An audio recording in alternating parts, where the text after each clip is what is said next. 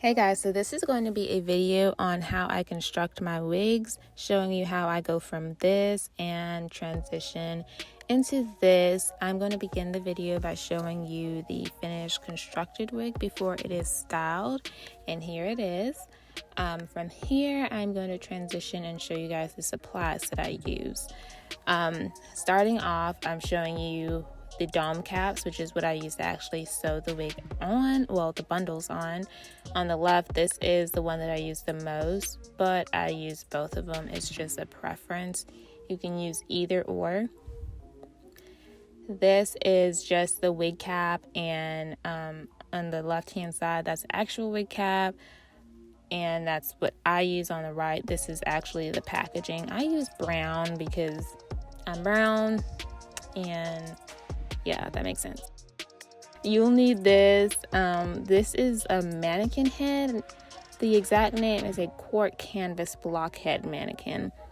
I have to buy this online. They sell the foam kind in stores. However, with the foam kind, I realized I had to use tape in order to make it big enough for my head. With this one, you can just measure your head and then go online and look for a quart mannequin head. That's the circumference of your actual head measurement. So that's the reason that I use this one over the foam one. The foam one is easy, like convenience wise. If you need it right away, you can go to a beauty supply store and pick it up. This you have to order online, but I feel like it's a lot better. You'll also need some T-pins, which I'm about to show, and these I'm going to show you. It just kind of sticks in, keeps things in place, keeps it from moving. So I use it around my dome cap. You'll also need an elastic band, and it's optional. I use it just in case, for any reason, if I'm at work or something, someone pulls or tries to snatch me up.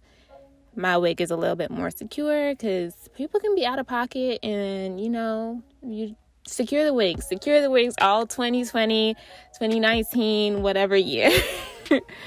You'll also need some needle and thread. I have the large kind because I make a lot of wigs, but you can start off with a small one. And you'll also need an eyeliner, and I'll show you later what I use this eyeliner for. And you can use an eyeliner, lip liner, just something that's going to show up, because I'm going to use it on the dome cap, and like I said, I'll show you what I use it for. Obviously, you're going to need the closure, which I've already bleached the knots, but if you guys want a video on how I do that, I'd be more than happy to show you how I do it. But that's just the closure. Last but not least, supply wise, you are going to need bundles, because you don't want to walk around with a wig with just a closure on it. I'm just showing you that I make a braid with the closure to keep the hair out of the way. And then from here, what I usually do is I kind of put it there, see where I want it, like where it looks right. You don't want to stretch it too much, because if you do that, you are literally going to give yourself a migraine, and you're going to regret it, because you're going to be walking out. You're going to look cute as hell, but you're going to be out in public, and then your head's going to be hurting, and you're going to want to cry. You will literally want to cry, I promise you. It's happened to me when I first started making my wigs, and I was like, oh my god, but it's so cute, but it hurts. And then this is what I'm using the eyeliner for. I use it to mark. That way, once I actually take it off, I'll know where to go. So right here, I'm showing you where I mark. This is just letting myself know, like I said, where to sew once it's off of my head physically. And I'm just going through that. And then doing the other side, and like always, something happened. And I just kept going and kept marking, and that's pretty much it. So I'm going to continue to fast forward. And you guys see where it's marked, and that's it. Now that that's done, I take that dome cap and I put it onto the mannequin head. Stretch it down into the position it needs to be in, and then just kind of adjust it however it needs to be adjusted. And from there, grabbing my T-pins, and I'm gonna now make sure I secure this in place. That way once I'm sewing, it's not pulling all over and moving and slipping. So that's what the T-pins are for, and I just keep going with that.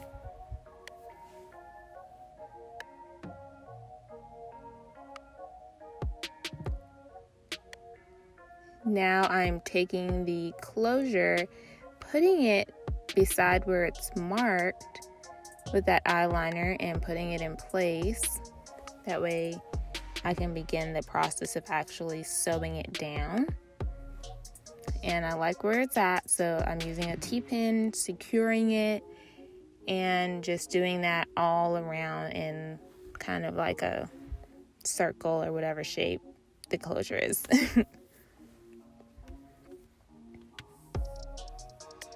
I forgot that you guys need scissors, but yeah, you need scissors. And now I'm sewing, and I'm going to insert a clip and show you actually the process of how I do like the method to this. You know, you bring it through, and I also, if you notice, I have where the knot is at the end, I have it on top, because if you put it at the bottom part, if you start at the bottom, that's going to be sitting on your scalp and it's going to hurt. So here I pause, and I just wanted to show you guys that I bring that thread through the middle of the loop. That way it does like a nice securing thing. I don't know if there's like an actual name to it, but I just loop it through. Once I get it through the actual closure, I pull it through the middle of the little circle that the thread makes, and it kind of locks it in place, if that makes sense. I'm not the best at explaining, but I hope that somewhat makes sense.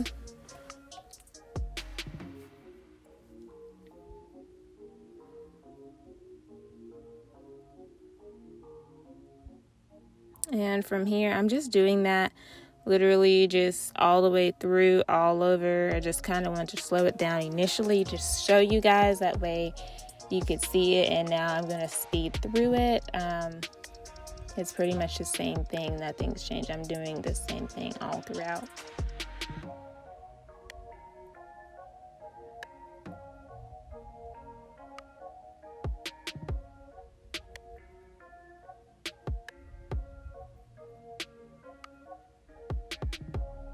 Now that I'm done, I'm just making a knot to secure it at the end. That way it doesn't come loose. And so I'm just looping it through a bunch of times and tying it at the end. And then I'm just cutting it off. And now I'm putting it on my head to make sure it fits. And I like the way it looks. And to me, it seems good. So now I'm going to cut the dome cap under the lace closure, not too close to where the thread is, because you don't want it to unravel. I'm just cutting out that little piece, that way once it's on your head, it's not this black thing showing under the lace.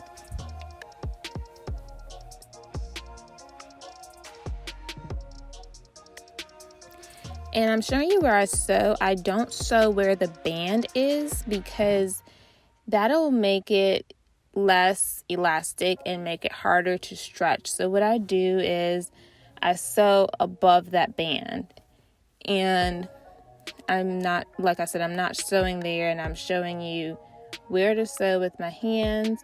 And then a trick that I use is I use a T-pin, and then I take it and I secure it where I pretty much want the bundle to stay in place. That way I'm not struggling to both hold it in place and try and sew at the same time, because I used to do that until I started using the T-pin. And if you can see now, I'm not actually on the band of the dome cap. I'm above it. That way it can still stretch once it's on my head. And same sewing method. I'm just going through and getting it sewed. And I'm kind of doing like a straight across motion.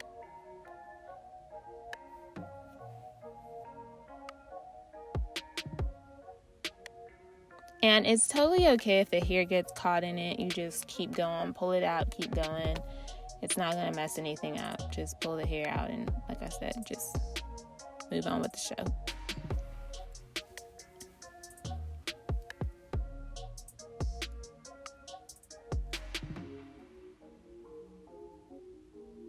I'm literally just sewing the bundles on, and right here I am showing you I do not cut my wefts. What I do is I bend it, and I'm showing you right here, that's how I bend it, and then or wrap it over, and then I keep going. I just keep flipping and doing that, but I do not cut my wefts until the very end, like if there's excess left over.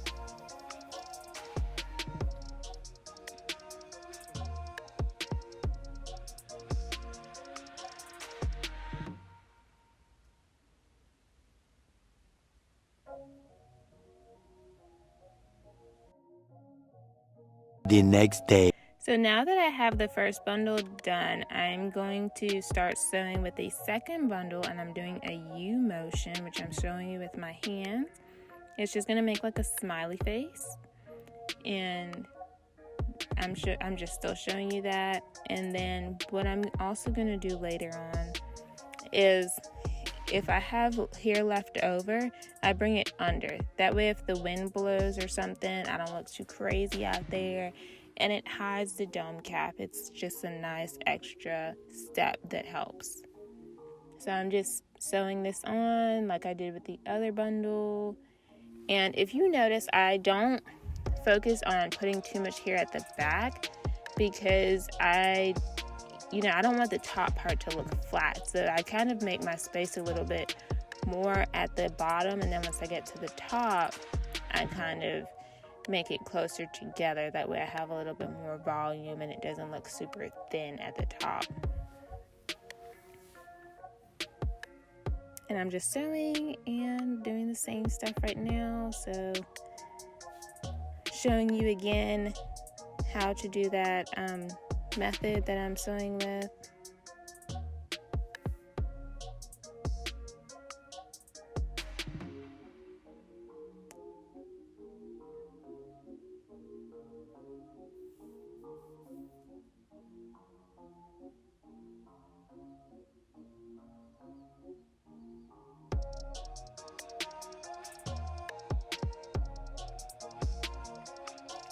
And that's pretty much it, finishing it up. And now I'm cutting the thread, cutting the weft actually, and the thread.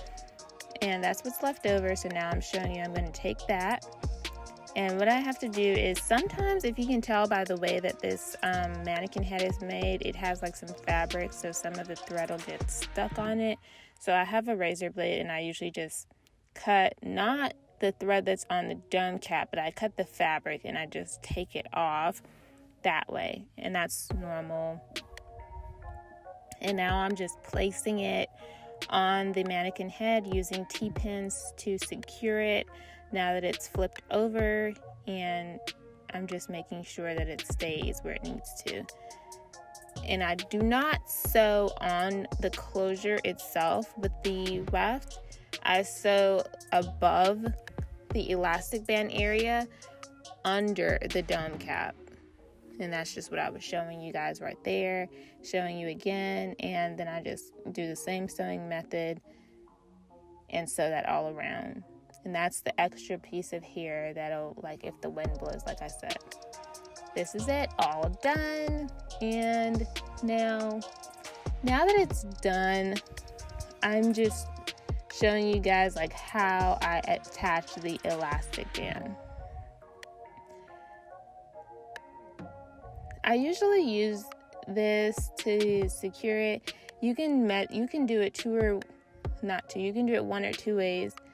You can bring it around your head and just kind of guess and say, oh, that looks good.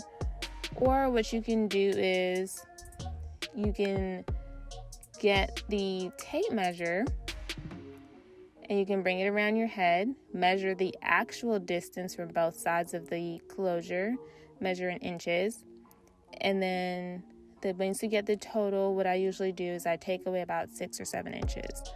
And mine was 18, so I took away, I think, like 6 or 7. I don't know. You don't want to do it too tight. You don't want your circulation cut off, so you definitely need to measure and see what's best for you. Even though 6 or 7 inches works for me, that it might not work for you. So just measure and see. And the good thing about this is it's really long, only $1. If you mess up, you can do it again. So now I'm just showing you pretty much. I get the elastic band, and it's going to go on both sides. That actually goes on the closure. And I just put the needle through, and I'm doing the same sewing method that I use to sew the bundles, and attaching it to each side. And now that that's good, you can do it to the other side. And you just repeat the same steps and secure it. And then that's how I attach the elastic band.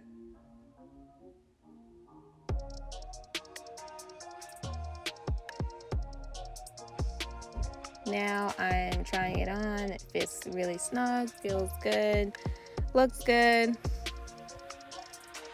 Well, doesn't look good, but you know, the wig, it isn't styled yet. And I'm trying to decide if I want to style it to show you guys or not. But this is pretty much it.